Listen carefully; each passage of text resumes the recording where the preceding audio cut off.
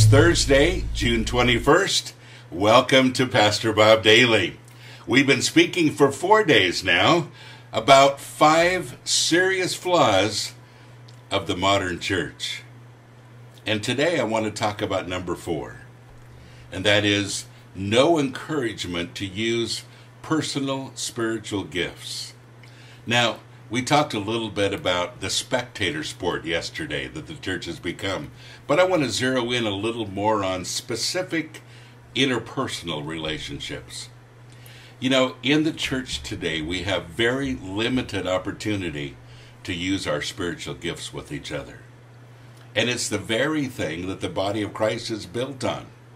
Now, when the church lost its true meaning, and that was about 300 AD, when the church began to become considered as a building instead of just people, we lost some very key things. Now, I can't say that we lost them entirely. They've been operating. But we lost focus, I think, on a lot of things. For 300 years, the New Testament church realized that the body, the church, was people interacting together, and that importance was paramount. And now we begin to structure things inside a building, and as we said yesterday, more of a spectator sport. But you see, one of the key things in operating as people, the church, together, is using our spiritual gifts together. God didn't give us our spiritual gifts just for our own personal use. He gave them to us to share in the body of Christ. And it's the one thing that we don't do very much today. Let me give you a case in point. And actually, let me give you a little bit of a scenario to help you understand what I mean. And this isn't unique with me, but it's one that I use all the time. If I'm standing in front of a group and I put a glass of water right here, and as I'm speaking, I knock the water on the ground, and the glass shatters and the water goes everywhere, there will be a few different reactions in the group. One person will jump up and clean up the mess. That person has the gift of serving.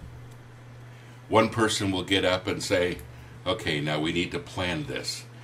Just in case he does this again, why don't you be in charge of replacing the glass, and could you go get a pitcher of water so that if he needs more water, he'll have that also. A person that has the gift of organization.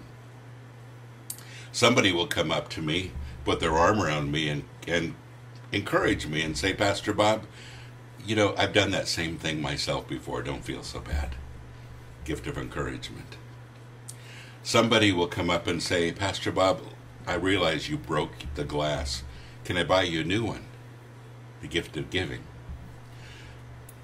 Somebody else would come up and say, you know, Pastor Bob, let me just hug you for a little bit. Can I just tell you how sorry I am that that happened? And I don't want you to feel bad. You know, I want to share your pain. The gift of mercy. Somebody might come up and say, Pastor Bob, that was really kind of a stupid thing to do. Gift of exhortation. Somebody might come up and say, Pastor Bob, now, if you take that glass and set it over here a little farther away, whenever you gesture like this, you're not going to knock the glass off. The gift of teaching. You see how they all are interacted? And you know people like this. As I'm talking, you can say, yep, I know this guy. Yep, I know somebody like that. Yep, I know somebody like that. Because that's how it works. But you see, it's also how it works in the body of Christ. All of those people, because of their gifts, because of the way they are, they're all important in the body of Christ to get things done, not just in a physical way, but in a spiritual way. Every one of them have a little different understanding, and as we all work together, we understand things completely. Your spiritual gift in the body of Christ is really important. Now, why is it so difficult to get people to volunteer or to work in the church? Mostly because they're not working in their spiritual gifts. Man, you give somebody something to do that is their passion, that has to do with their spiritual gifts, they're great with it. But people need to use their gifts, and they have passion for things. but we put them in the wrong programs, and we usually put them in programs that are the pastor's agenda and not theirs. You know, folks, it isn't up to the pastor to set the agenda for the church. It's up for the whole church to do it. And it's really a good idea to begin to see where all the spiritual gifts are and who could do what and what are our strong points and what should we be doing. You know, one of the things that we have problems with in feeding the homeless is this very thing. You know, we have people that have agendas. We have churches that come down and they say, oh, we'd like to start helping you. And, you know, I don't think it's ever lasted, honestly, for more than 2 weeks with anybody coming back. Now, they come in, they start taking a lot of pictures, they start bragging about what they're doing, they have an agenda, they start talking down to everybody, and then they just leave. And everybody hates it when churches come down. I'm sorry, but it really is the truth. Because we just have this mentality, you know, we got to add something else. I've even had pastors say, you know, we'll get involved if we can use our name, you know, in the program. I'm thinking, you know, I don't understand what that has to do with feeding the homeless. It's just such a stupid thing, isn't it? And yet, folks, we fight for this kind of thing. And pastors are afraid of letting people talk because they may guide the church in a way that they wouldn't do it.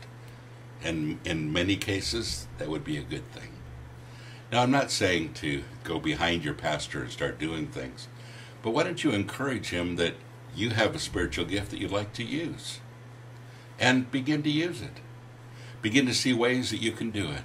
And if you're not feeling passionate about the things that you're volunteering to do or being forced to do, then, you know, find something that you are. Every one of you have a spiritual gift. There are lots and lots of online spiritual gifts assessments that you can take and find out what your spiritual gift is. Gifts. And then use them. You have passion for them. You just have to use them. And that's number 4. One of the things that I see as a big problem in the modern church today. Tomorrow is the last one. I hope you'll join me for number 5. God bless you. Have a great day.